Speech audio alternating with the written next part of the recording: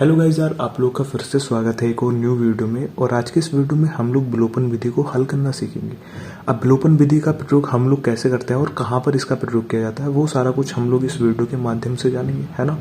तो जो भी बच्चे बिल्कुल नए हैं और जिनको कुछ नहीं आता अभी तक, उनके लिए ये वीडियो बहुत महत्वपूर्ण होने वाला है, क्योंकि हम लोग बिल्कुल डीपली कॉन्सेप्ट पढ़ेंगे इसमें, है ना। इसको हल कैसे करते हैं, तो देखो यार, हम लोग अपने सॉल्यूशन में चलेंगे। यहाँ पर सबसे पहले हम लोग ने क्वेश्चन को उतारते हैं। यहाँ पर क्वेश्चन दिया है, क्वेश्चन दे रखा है हमको 3x माइनस 5y और इक्वल में इसका 4 दिया हुआ है ना। और यहाँ पर दिया हुआ 9x माइनस 2y और इक्वल में 7। तो हम लोग को एक क्वेश्चन में युग्म दिया हुआ है, रैखिक समीकरण युग्म। ओके, तो हमको क्या करना है, देखो इस क्वेश्चन में हम लोग को x और y का मान निकालना है ना। तो x और y का मान निकालने के लिए हम लोग विलोपन विधि का प्रयोग कर रहे हैं यहाँ पर। अब इसका प्रयोग कैसे करते हैं, सबसे पहले हम लोग उसको समझ लेते हैं, है ना। तो हमको x और y का वैल्यू चाहिए, तो हम लोग क्या करेंगे, सबसे पहले यहाँ पर इसको ना नाम दे देंगे, समीकरण नंबर 1 और इसको समीकरण नंबर 2, है ना। अब हम इसको स्टेप वाइज करेंगे ताकि आप लोग के अच्छे से इस क्वेश्चन को समझ आ जाए, है ना। तो देखो आप लोग इसको समीकरण नंबर 1 और समीकरण नंबर 2 नाम दे दोगे, है ना। अब स्टेप 1 में आप लोग को क्या देखना है, यहाँ पर आप लोग को ये देखना है कि क्या कोई पद बिल्कुल एक सा है, मतलब दिखने में सेम है। जैसे यहाँ पर 3x है और यहाँ पर 9x है, तो x वाले पद तो सेम है नहीं दिखने में। और यहाँ पर y को देखते हैं हम लोग, तो y वाले पद भी सेम नहीं है दिखने में। तो हम लोग क्या करेंगे, किसी एक इक्वेशन का हम लोग पद एक सा बना लेंगे। मतलब जैसे यहाँ पर 9x है, तो हम लोग अगर इक्वेशन नंबर 1 में मल्टीप्लाई कर दे 3 से, तो यहाँ पर भी ये 9x हो जाएगा, है ना। तो हम लोग कोशिश ये करेंगे कि जो हमको इजी लगे उससे मल्टीप्लाई करेंगे। अब देखो 2 से 5 तो बनाया नहीं जा सकता, है ना, बट 3 से 9 जरूर बना सकते हैं हम लोग। तो इसलिए समीकरण नंबर 1 में हम लोग 3 से मल्टीप्लाई करेंगे। तो यहाँ पर लिख देंगे हम लोग अपना कि समीकरण 1 में 3 से गुणा करने पर, ओके, 3 से गुणा करने पर अब इतना करने के पश्चात हम लोग क्या करेंगे, ये जो पहला इक्वेशन है ना, इसको चाहे तो आप लोग साइड में लिख सकते हो, मतलब कि रफ इसकी गुणा कर सकते हो, नहीं तो आप लोग डायरेक्ट भी कर सकते हो। तो हम लोग क्या करेंगे, इसको रफ करेंगे, है ना। सबसे पहले तो 3x minus 5x equal to में 4। तो हम लोग इसकी 3 से मल्टीप्लाई कर रहे हैं, तो हम लोग क्या करेंगे, 3 ते कितने होंगे, 9 होंगे, और माइनस 3 पंजे कितने होंगे, 15 होंगे, और इक्वल में 3 चौक कितने होंगे, 12 होंगे। देखो बच्चे यार, अगर हम लोग 3 से मल्टीप्लाई कर रहे हैं तो हम लोग को पूरा इक्वेशन में करना पड़ेगा। ऐसा नहीं कि हम लोग 3 को ही 9 बनाने के लिए कर रहे हैं, ऐसा बिल्कुल नहीं है। ओके, तो हमारे पास ये कुछ एक इक्वेशन आ जाएगी। तो अब इस इक्वेशन को हम लोग अपना यहाँ पर लिख लेंगे। तो 9x माइनस 15y और इक्वल टू में 12, है ना। ये चीज आप लोग लिख लोगे। अब ये तो हमारे पास एक नई समीकरण आ गई। तो हम लोग को एक युग्म चाहिए, तो हम लोग उस इक्वेशन को उतार लेंगे जो हमारे पास दूसरा इक्वेशन था, है ना। तो हम लोग इसको लिख लेंगे 9x माइनस 2y और इक्वल में 7। अब हम लोग क्या करेंगे, देखो हम लोग ने जो पहली इक्वेशन थी उनका तो नाम दे दिया था, बट ये वाली इक्वेशन जो है ये थोड़ी सी हमारे पास डिफरेंट है, मतलब कि अलग है इससे, है ना। कुछ हमने इसमें चेंज किया है। तो हम लोग क्या करेंगे, इनको नाम दे देंगे दोबारा से, इक्वेशन नंबर 3 और इक्वेशन नंबर 4। इस तरीके से आप लोग नाम दे दोगे। जब भी किसी इक्वेशन में चेंज करोगे उसका अलग से नाम दे देना, है ना। बिल्कुल इजी है ये चीज। अब हम लोग क्या करेंगे, देखो यहाँ पर हम लोग को देखना है कि क्या यहाँ पर चिन्ह अलग अलग हैं। जैसे ये 9x है और यहाँ पर भी 9x है, तो दोनों का चिन्ह तो प्लस का है, तो ये ऐसे तो कटेंगे नहीं बिल्कुल भी। बट अगर हम लोग इनको घटा देना तो इसके चिन्ह चेंज हो जाएंगे, तो इजीली हम लोग इसको काट सकते हैं ना, कैंसिल कर सकते हैं इस चीज को।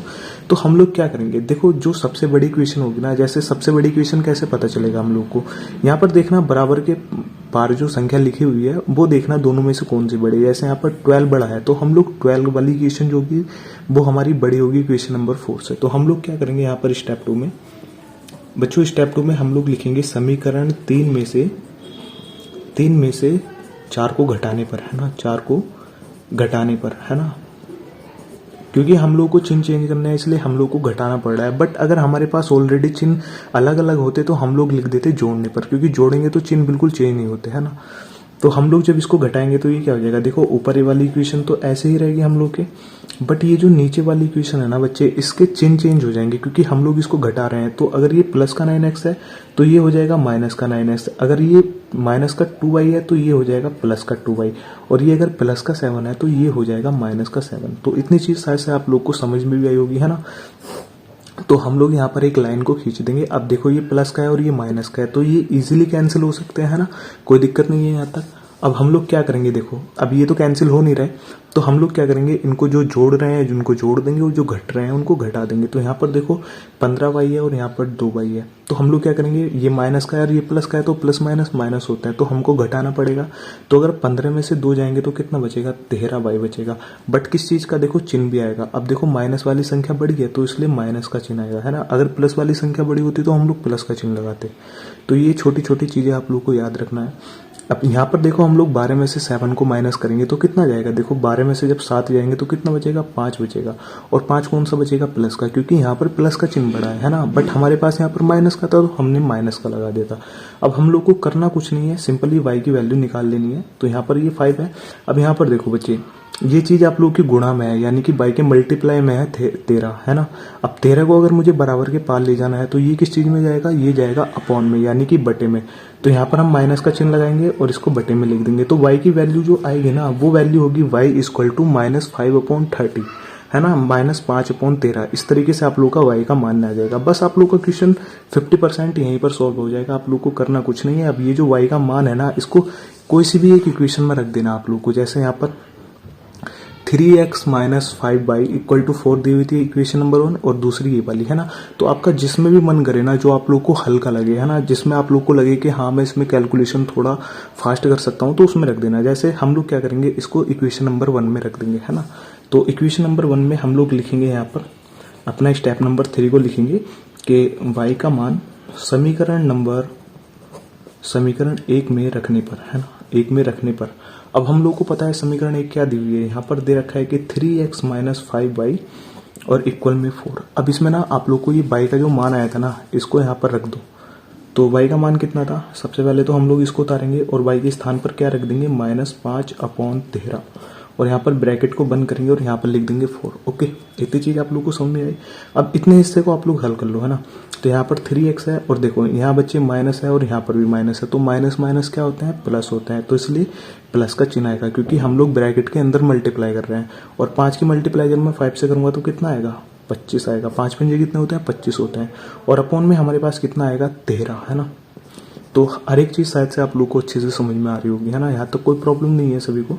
अब हम लोग देखो क्या करेंगे, जो ये संख्या है ना, इसको हम लोग संख्या के पास ले जाएंगे, क्योंकि यहाँ पर तो हमारा x दिया हुआ है, तो हमको तो x का मान चाहिए, तो हम लोग x को यहीं पर रोकेंगे। और ये जो संख्या है ना, जैसे ये है प्लस का 25/13, अब जब ये बराबर के इधर जाएगा तो ये अपना चिन्ह चेंज करेगा, यानी कि ये हो जाएगा माइनस का 25/13। ओके, अब इसको आप लोग क्या करोगे, इसके अपॉन में 1 मानोगे और इसको एलसीएम लेके हल कर दोगे। तो ये हो जाएगा 3x, यहाँ पे 13 एलसीएम आएगा, और यहाँ पे जब हम लोग एलसीएम ले लेंगे तो 13 तो हमारा एलसीएम आ जाएगा, है ना। और 1 से जब 30 को डिवाइड करेंगे तो 30 आएगा। तो इस 13 की गुणा हम लोग 4 से करेंगे, तो 13 चौका कितने होते हैं, 52 होते हैं, और यहाँ पर 25। और ये तो बहुत नॉर्मल सी चीज है, आप लोग बहुत पहले पढ़ चुके हो कि भिन्नों को कैसे हल करते हैं, ना। तो इसमें तो कोई दिक्कत आने नहीं वाली किसी को।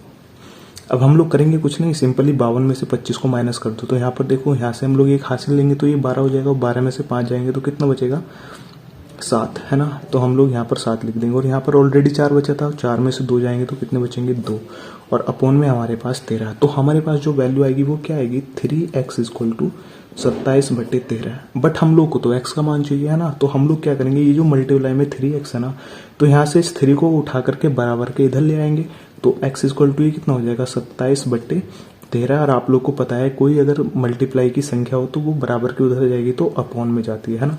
तो 13 कितने होते हैं, 39 होते हैं। तो हम लोग इसको लिख देंगे 27/39। अब आप लोग इसको हल करो, देखो 27 3 से चला जाएगा और 39 भी, तो ये कितनी बार जाएगा, 3 × 27, और ये कितनी बार जाएगा, 13 बार। तो हम लोग के पास जो x की जो एग्जैक्ट वैल्यू आएगी ना, x का जो मान आएगा वो आएगा 19/13। तो ये आप लोग का क्वेश्चन यहाँ पर पूरा हल हो जाएगा, है ना, बहुत आसानी से। आप लोगों को कुछ नहीं करना, बस लास्ट में आप लोग को अपने आंसर को इस तरीके से लिखना है कुछ कि अतः x = 9/13 है और y = -5/13 है। अगर आप लोग ऐसे करोगे ना तो बहुत अच्छे मार्क्स पाओगे, है ना। रियली आप लोग अगर बोर्ड एग्जाम में इस क्वेश्चन को ऐसे करके आओगे तो बहुत अच्छे से आप लोग अपने मार्क्स को पा पाओगे, है ना। तो इस तरीके से हम लोग ने कुछ विलोपन विधि का यूज किया है ना। अब आप लोग को मैं एक बार इस चीज को रिवाइज करके दिखा देता हूँ है ना, कि हम लोगों ने क्या किया। देखो सबसे पहले हम लोग को दो इक्वेशन दी हुई थी, हम लोगों ने उस इक्वेशन में क्या देखा कि क्या कोई पद x है, जैसे यहाँ पर 9x है तो क्या यहाँ पर भी 9x है, नहीं है। अब हम लोग को लगा कि कोई भी पद सेम नहीं है, ना तो y का है और ना ही x का, तो हम लोगों ने क्या किया, कोई एक पद का मान सेम कर लिया है। मतलब कि जैसे मैंने 9 का किया तो हम लोगों ने समीकरण 1 से 9 बना लिया यहाँ पर 3 से गुणा करने पर, है ना। तो यहाँ पर मैंने इसको रफ किया, तो यहाँ पर जो इक्वेशन आई थी गुणा करने पर उसको इस तरीके से लिख दिया, और जो दूसरी इक्वेशन थी उसको इस तरीके से नीचे उतार लिया। अब उसका हम लोगों ने अलग से नाम दे दिया, इक्वेशन नंबर 3 और इक्वेशन नंबर 4। ओके, इतनी चीज सभी लोगों को समझ में आई होगी। अब हम लोग ने आगे क्या किया कि यहाँ से जो बड़ी इक्वेशन है ना उसमें से इसको घटा दिया। घटाया इसलिए क्योंकि हमारे पास सभी चिन्ह क्या थे, एक से थे, 9 के प्लस प्लस, तो हम लोग को ऐसे तो कैंसिल हो नहीं रहे थे, तो हम लोगों ने इसको घटा दिया। जब हम लोगों ने घटाया तो समीकरण नंबर 4 को जो घटाया उसकी वैल्यू उसके जो चिन्ह थे ना वो सारे चेंज हो गए हमारे पास, है ना। तो फिर हम लोग के पास यहाँ पर प्लस था और यहाँ पर माइनस था, तो इसको हम लोगों ने कैंसिल कर दिया। और यहाँ पर हम लोगों ने इसको हल किया, 15 में से 12 गए 13x, है ना। तो इस तरीके से हमने यहाँ से y का मान निकाल लिया। अब ये जो y का मान था ना, इसको हम लोगों ने क्या किया, कोई भी एक इक्वेशन जो भी हम लोग को इक्वेशन में दी गई थी, दो इक्वेशन, उनमें से किसी एक इक्वेशन में रख दिया। हम लोगों ने देखो इन इक्वेशन में बिल्कुल नहीं रखना है ना मान, आप लोग को ये चीज पता होनी चाहिए कि इन इक्वेशन में मान नहीं रखना है। जो भी इक्वेशन हम लोग को क्वेश्चन में दी है उन्हीं में हम लोग को ये वैल्यू पुट करनी है। ओके, तो y का मान हम लोगों ने इक्वेशन नंबर 1 में रख दिया, और इक्वेशन नंबर 1 में रखा तो हम लोगों ने इसको आगे हल कर लिया, और आगे हल करने के पश्चात हमको x की वैल्यू प्राप्त हुई, और x की वैल्यू ये आई हम लोगों ने। फिर हम लोगों ने कुछ नहीं किया, सिंपल अपने आंसर को कुछ इस तरीके से लिख दिया, है ना।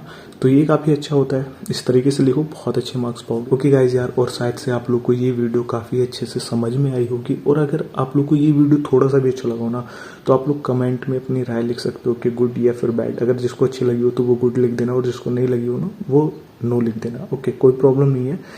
ओके गाइज, फिर मिलते हैं हम लोग किसी अगली एक और नई वीडियो में।